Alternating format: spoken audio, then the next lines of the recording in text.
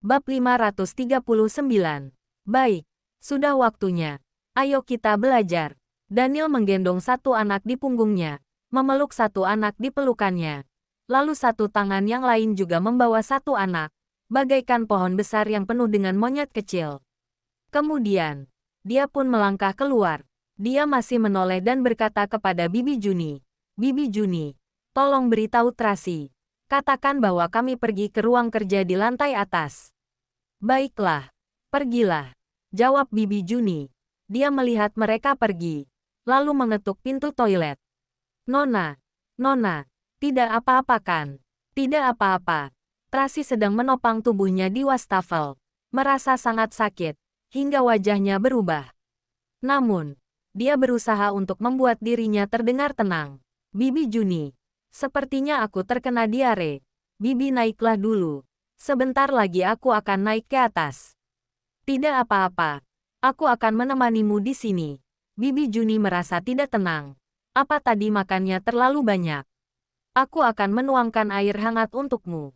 Ya, mendengar suara langkah kaki di luar. Akhirnya Tracy terduduk lemas di lantai. Bulir-bulir keringat bercucuran tanpa henti di dahi. Dia menggigit bibirnya dengan kuat, hingga hampir membuat bibirnya berdarah. Rasa sakit yang terus menusuk itu terus menyebar tanpa henti. Dia meringis dan melihat tangannya. Sepertinya tidak ada hal aneh apapun. Tetapi rasanya ada serangga yang menggigit di dalam pembuluh darahnya. Tracy teringat suntikan yang diberikan oleh wanita itu. Tiba-tiba ia pun mengerti. Suntikan itu bukan hanya sekedar membuatnya tak sadarkan diri. Seharusnya itu semacam racun. Racun semacam ini sangat hebat. Bahkan Dokter Lily pun tidak menyadarinya. Dapat dilihat bahwa racun ini tersembunyi sangat dalam. "Nona, bagaimana kondisimu?" Bibi Juni berteriak dari luar. "Aku tidak apa-apa." Tracy mengernyit. "Aku masih butuh beberapa lama lagi. Bibi, pergilah dulu." "Baiklah.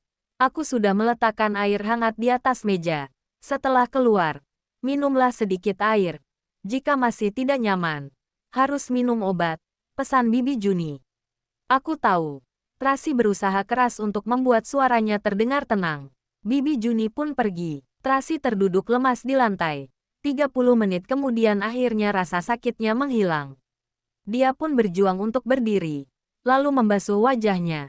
Setelah itu dia membuka pintu toilet dan keluar. Kemudian mengambil segelas air hangat yang ada di atas meja dan meminumnya. Melihat masih ada jaket Charles dan 11 sepatu Carla di sofa, dia teringat adegan yang manis dan hangat tadi. Suasana hatinya pun menjadi sangat rumit. Tok, tok. Pada saat ini, terdengar suara ketukan pintu dari luar. Kemudian terdengar suara Dokter Lily. "Nona Tracy, apa aku boleh masuk?" "Silahkan masuk." Tracy segera merespon. Dokter Lily pun masuk, dengan membawa kitab obat, lalu bertanya dengan perhatian. "Bibi Juni bilang perutmu terasa tidak nyaman. Bagaimana rasanya?" "Aku membawa kotak obat kemari. Lihat, apa kamu mau minum obat?" "Tidak perlu." Tracy segera menggelengkan kepala. Mungkin makan terlalu banyak saat makan malam. Pencernaan jadi tidak lancar. Setelah pergi ke toilet sekarang sudah membaik. Baguslah jika tidak apa-apa. Dokter Lily masih memberikan sekotak obat pada Tracy.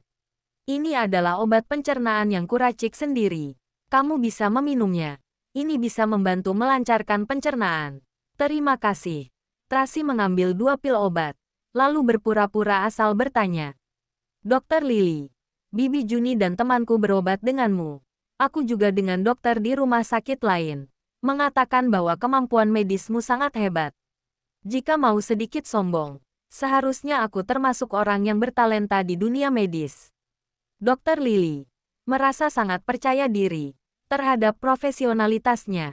"Kalau begitu, jika ada penyakit yang bahkan tidak bisa disembuhkan olehmu, seharusnya tidak ada orang lain yang bisa menyembuhkannya."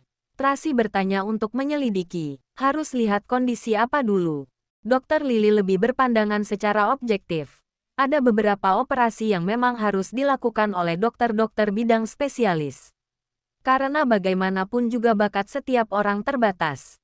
Namun mengenai masalah pada umumnya, aku bisa menanganinya. Jika aku tidak bisa menanganinya, Aku juga bisa mengatur dokter lain di rumah sakitku untuk menanganinya. Oh, Tracy menjadi sedikit putus asa. Kemampuan Dokter Lily dalam dunia medis sudah sangat hebat. Jika dia bahkan tidak tahu racun apa yang ada di dalam tubuhnya, dapat dilihat bahwa masalah ini pasti sangat rumit. Bab 540. Nona Tracy. Nona Tracy. Panggilan dari Dokter Lily. Memutus lamunan Tracy. Tracy sedikit tidak fokus, maka dia mengalihkan topik pembicaraan. Mengenai kondisi penyakit Bibi Juni dan Ibu Windy harus merepotkanmu. Tenang saja. Dokter Lily mengangguk. Bagaimana kondisimu sekarang? Pencernaanmu sudah lebih baik. Sudah membaik. Tracy tersenyum kecil. Aku naik ke atas dulu. Terima kasih. Jangan sungkan. Jika ada masalah bisa mencariku kapan saja. Dokter Lily pun pergi sambil membawa kotak obat. Tracy menata pikirannya dengan baik dulu. Lalu naik ke atas. Pintu ruang kerja sedikit terbuka. Tracy berdiri di depan pintu dan melihat Daniel yang sedang mengajari Carlos tentang sains dan teknologi. Carlos mendengarkan dengan sangat serius. Keningnya berkerut. Ekspresi sungguh-sungguh sama dengan Daniel. Charles dan Carla juga ikut mendengarkan di samping. Mungkin karena tidak mengerti. Carla pun pergi ke tenda berwarna merah muda yang ada di samping. Lalu bermain boneka Barbie-nya. Charles juga bermain bersama Roxy di sofa. Kamu sungguh jenius. Daniel sangat terkejut saat menyadari bakat Carlos. Papi baru mulai mempelajari sains dan teknologi saat berusia 6 tahun. Sedangkan kamu sudah mengerti begitu banyak saat baru berusia 3,5 tahun. Kamu lebih hebat dari papi. Benarkah? Carlos merasa sangat gembira. Sebelumnya dia suka berdiskusi mengenai hal ini dengan maminya. Pada awalnya Tracy juga masih bisa menghadapinya. Tetapi dengan cepat pengetahuan Tracy tidak bisa menandinginya. Anggota keluarga yang lain lebih tidak mengerti. Maka Carlos hanya bisa belajar sendirian.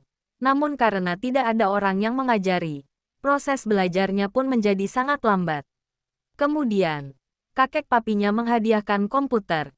Dia juga mengatur orang untuk mengajarinya secara berani.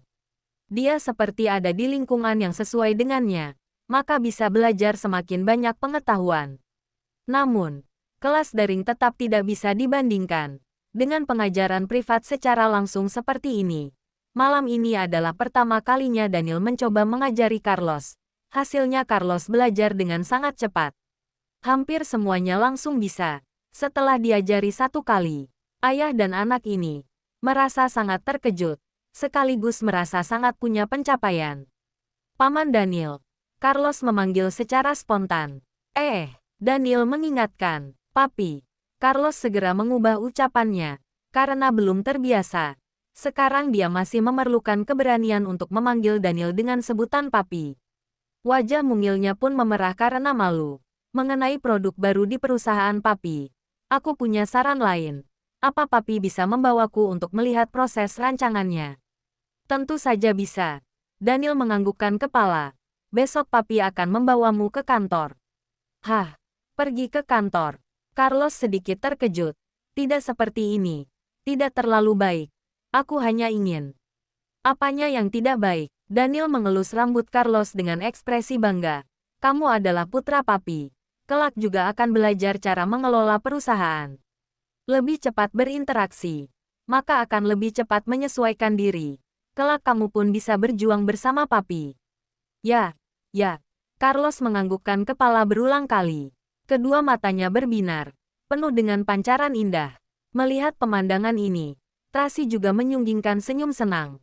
Dia merasa penampilan Carlos sekarang barulah yang paling diinginkan oleh dirinya sendiri. Kembali ke rumah Daniel adalah pilihan paling tepat bagi anak-anak. Dret, alarm berbunyi. Charles segera turun dari sofa, lalu buru-buru berkata, Papi, waktu belajar Carlos sudah selesai, sekarang giliranku. Oke. Daniel hendak membereskan laptop, lalu berpesan kepada Carlos, kamu sudah bisa pergi istirahat. Aku masih ingin melihat-lihat. Carlos mengambil laptop lalu duduk di samping. Sungguh rajin. Daniel menyunggingkan senyuman. Tidak mau belajar bela diri bersama Charles. Tidak, aku tidak tertarik pada hal itu. Mata Carlos terus menatap layar laptop. Sambil berkata dengan sombong, Asalkan manusia memiliki kecerdasan yang tinggi, maka bisa menciptakan senjata yang tak tertandingi di dunia. Kemampuan bela diri apapun pasti kalah. Bukan begitu. Juga ada hal yang tak bisa diatasi oleh robot. Charles segera membantah. Lagi pula belajar bela diri bisa memperkuat tubuh. Ini tidak bisa digantikan oleh robot kan? Benar juga. Daniel merasa ini sangat lucu. Papi. Menurut Papi, siapa yang benar? Charles terburu-buru ingin membuktikan dirinya benar. Jangan lupa like, komen, and subscribe ya. Terima kasih. Tunggu terus kelanjutannya.